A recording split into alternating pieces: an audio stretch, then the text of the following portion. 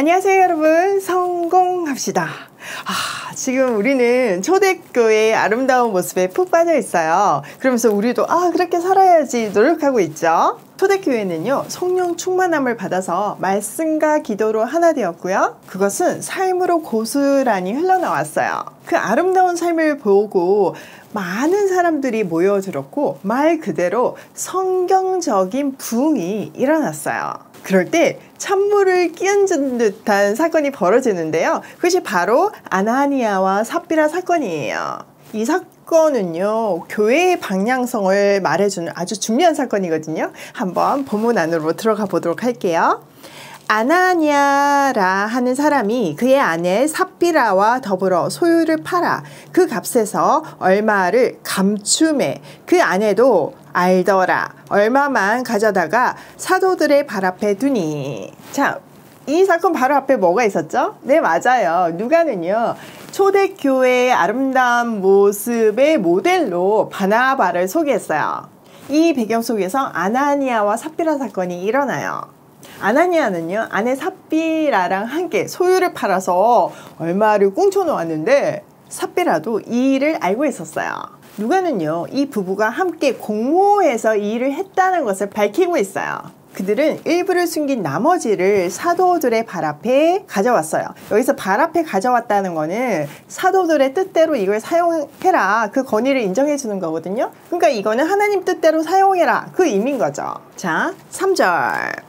베드로가 이르되 아나니아야, 어찌하여 사탄이 내 마음에 가득하여 내가 성령을 속이고 땅값 얼마를 감추었느냐. 땅이 그대로 있을 때에는 내 땅이 아니며 판 후에도 내 마음대로 할 수가 없더냐. 어찌하여 이 일을 내 마음에 두었느냐. 사람에게 거짓말을 한 것이 아니요 하나님께로다. 성령 충만한 베드로는요, 그들의 잘못을 꿰뚫어 봤어요. 그리고 이 일의 배후에 사탄이 있음을 말해요. 그는요, 이 사건을 사탄에게 홀려서 성령을 속인 일이라고 정의해요. 4절에 보면 베드로는요, 땅을 팔기 전과 후가 그들의 소유였음을 언급하면서 유무상통이 지금 일어나고 있어도 사유재산 제도가 인정되고 있고 지금 이 돈을 갖고 온 것도 자발적으로 가지고 왔음을 밝히고 있어요. 자, 그러면 이 부부는 도대체 왜 돈을 숨겼을까요? 그 실마리는요, 바로 앞에 바나바 이야기에서 찾을 수 있어요. 바나바가 소유를 팔아서 공동체에 갖고 오니까 사람들이 막 인정하고 칭찬하기 시작한 거예요. 그래서 보니까 이 부부가 질투하게 된 거죠. 자기들도 나름 일을 하고 있고 헌신하고 있었기 때문에 우리도 좀 바나바처럼 칭찬 들을 수 있는 방법이 없을까? 고민하다가 바나바처럼 밭을 판 거예요. 근데 팔긴 팔았는데 그 판 돈을 보니까 아까운 거예요. 동기 자체가 잘못됐으니까 욕심이 생긴 거고 그 돈을 숨기게 된 거죠. 자, 5절. 아나니아가 이 말을 듣고 엎드러져 혼이 떠나니 이 일을 듣는 사람이 다 크게 두려워하더라. 젊은 사람들이 일어나 시신을 싸고 메고 나가 장사하니라. 베드로의 말을 듣고요, 아나니아는 그 자리에서 즉사했어요. 하나님의 심판이 즉시로 임한 거죠. 그런데 일이 죽을 만큼 큰일인가요? 사실 이런 류의 일은 지금도 일어나고 있잖아요. 이거는요, 앞으로 교회의 방향성을 말해주는 아주 중요한 일이에요. 하나님은요, 새로운 공동체를 시작할 때, 새로운 일을 시작할 때 극도의 정결함을 요구하세요. 그러니까 이 일은요, 단순히 돈을 숨긴 윤리적인 차원의 죄가 아니라 새로 시작하는 교회 공동체의 정결함을 흩뜨러뜨리는 신성 모독 차원의 죄였어요. 그 결과 모두가 크게 두려워했어요. 그럴 수밖에 없죠. 하나님께서 아주 두려워하라고 본때를 보여주신 거예요. 자, 베드로가 이 일이 배후에 사탄이 있고 성령을 속인 죄라고 했던 거 기억나시죠? 이 일은요, 마치 에덴 동산에서 뱀의 유혹으로 선악과를 따먹듯이 이 부부도 합심해서 돈을 숨겼는데 이 행위를 할 수 있었던 거는 하나님에 대한 두려움이 없었기 때문이에요. 그러니까 성령을 속인 일이라고 말하는 거예요. 자, 그 시신을 젊은 사람들이 싸고 메고 나가서 장사 치러졌어요. 자, 7절. 3시간쯤 지나 그의 아내가 그 일어난 일을 알지 못하고 들어오니 베드로가 이르되 그 땅 판값이 이것뿐이냐 내게 말하라 하니 이르되 예 이것뿐이니이다 하더라. 베드로가 이르되 너희가 어찌 함께 깨하여 주의 영을 시험하려 하느냐 보라 내 남편을 장사하고 오는 사람들의 발이 문 앞에 이르렀으니 또 너를 메어 나가리라 하니 곧 그가 베드로의 발 앞에 엎드러져 혼이 떠나는지라 젊은 사람들이 들어와 죽은 것을 보고 메어다가 그의 남편 곁에 장사하니 온 교회와 이 일을 듣는 사람들이 다 크게 두려워하니라. 자, 아나니아를 장사한 지 3시간쯤 지났을 때 아내 삽비라가 이 사실을 모르고 들어와요. 칭찬 좀 들을까 하고 어깨에 좀 힘이 들어갔겠죠. 그런데 웬걸 베드로가 땅 파는 돈이 이것뿐이냐 라고 물었어요. 그랬더니 당당하게 그럼요 그것뿐이에요 라고 대답했어요. 베드로가 회개할 수 있는 기회를 준 건데 그녀는 돌이키지 않고 놓쳐버렸어요. 베드로는요 삽비라에게 너희가 어찌 함께 공무해서 주의 영을 시험하느냐 라고 책망해요. 여기서 주의 영을 시험한다는 거는 3절에 남편 아나니아에게 했던 성령을 속이고와 같은 뜻이에요. 초대교회가 한 마음으로 복음에 합당한 삶을 살 때 이 부부는 한 마음으로 죄를 범했어요. 그래서 삽비라도 동일하게 엄중한 하나님의 심판을 받아요. 자, 삽비라도 그 자리에서 즉사했고요. 남편을 묻었던 사람들이 돌아와 그녀도 메어다가 남편 곁에 묻었어요. 자, 사람들이요. 베드로의 발 앞에 하나님의 뜻대로 사용해 달라고 재산을 가지고 왔잖아요. 이 부부는요 너무 안타깝게 베드로의 발 앞에서 하나님의 뜻대로 심판을 받았어요. 이 소식을 들은 온 교회 사람들은요 모두 크게 놀랐어요. 이게 이 사건의 이유죠. 하나님의 사랑에 감동해 있는 그들에게 하나님의 공의도 분명하게 가르쳐준 사건이에요. 이 사건을 통해서 초대교회는요 더더욱 하나님 앞에서 정결해지고 하나님의 살아계심을 인정하고 두려워했어요. 누가는요 처음으로 11절에서 교회라는 단어를 사용했어요. 성경에서 처음 교회라는 단어가 등장하는 순간이에요.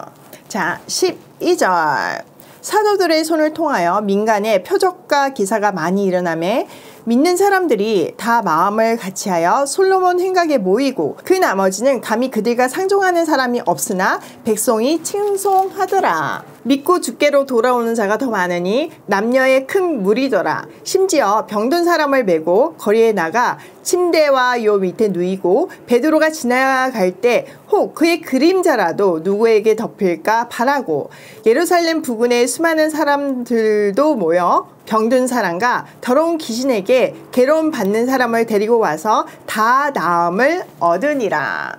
아나니아와 삽비라 사건을 계기로요 복음 전파는 전혀 위축되지 않고 오히려 그들은 더 정결한 공동체가 되고 그들을 통해서 하나님의 역사가 더 강하게 일어났어요. 사도들의 손을 거쳐서 많은 표적과 기사가 일어났는데요 그 표적과 기사는 하나님이 그들과 함께 하신다는 증거인 거죠.